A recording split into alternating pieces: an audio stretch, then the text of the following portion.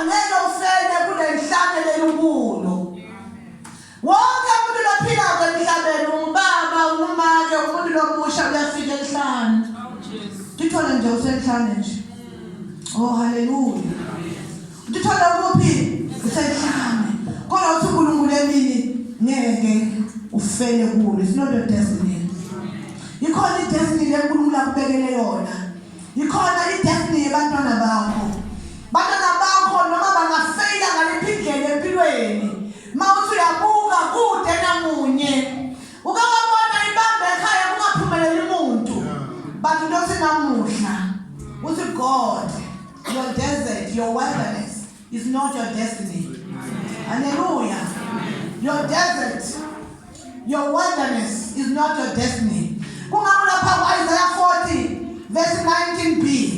Uthi God will make a way in the desert.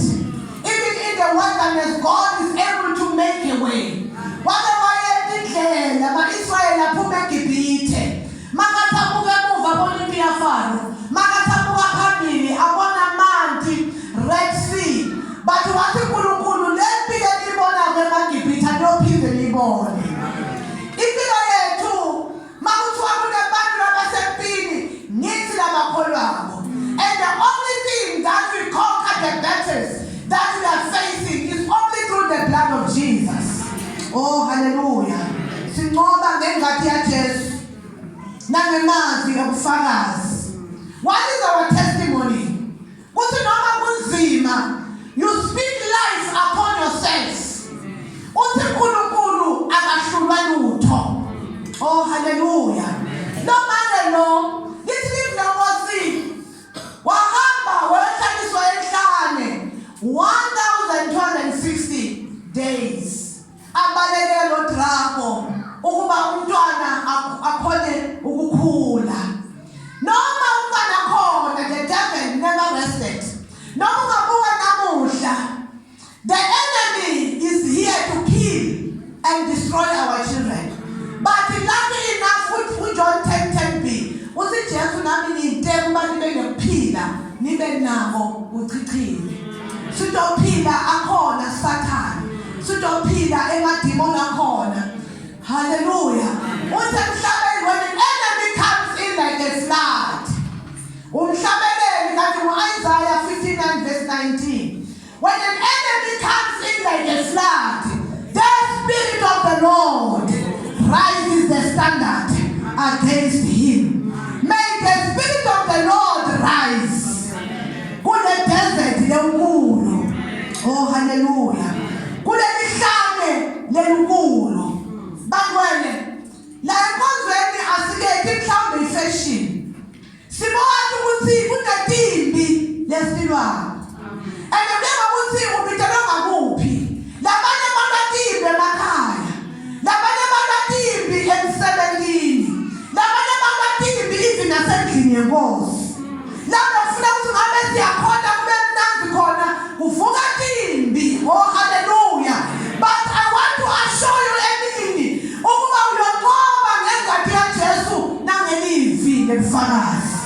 Kunamandla, there is power in the blood of Jesus. Impilo enkulu lesibona la ukuthi ngale Genesis 3 uma inyoka iseyimiyelile kuIva wadahlahla. Uthi uNkulunkulu ubeka lo mthetho. Uthi a seed of a woman will crush the head of enemy. A seed of a woman. We are the seed of a woman.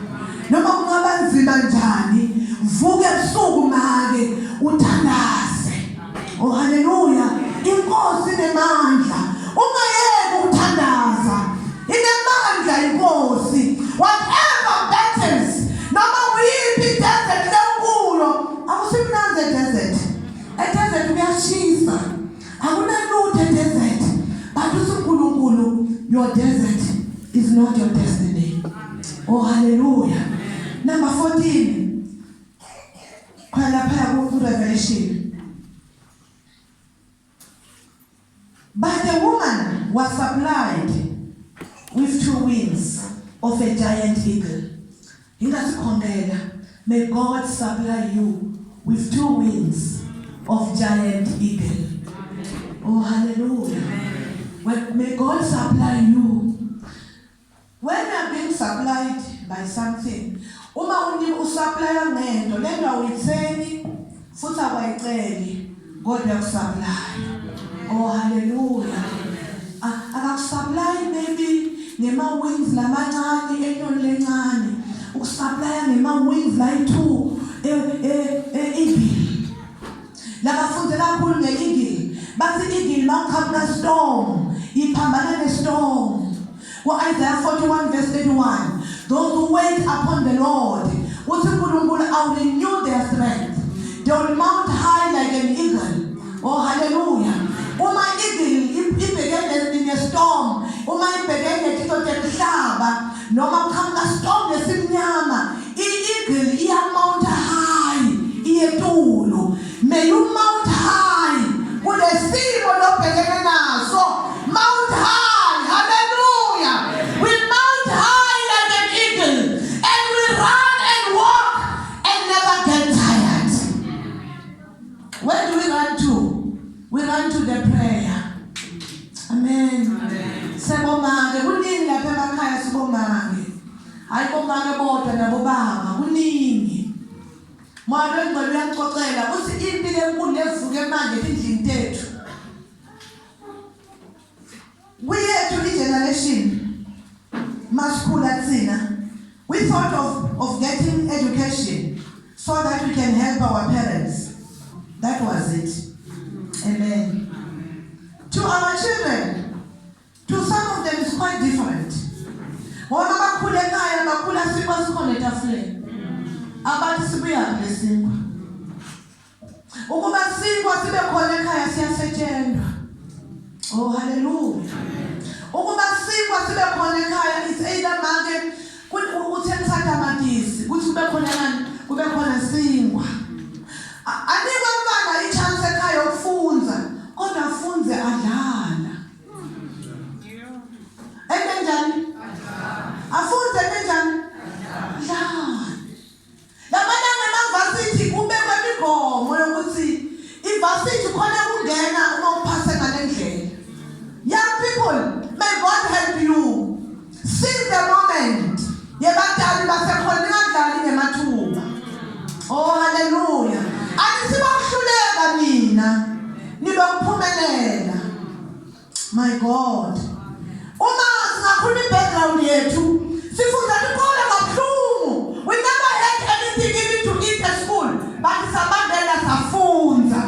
Young people, babani ithuba lebatali emakhaya ngoba bayadlula ngokushesha.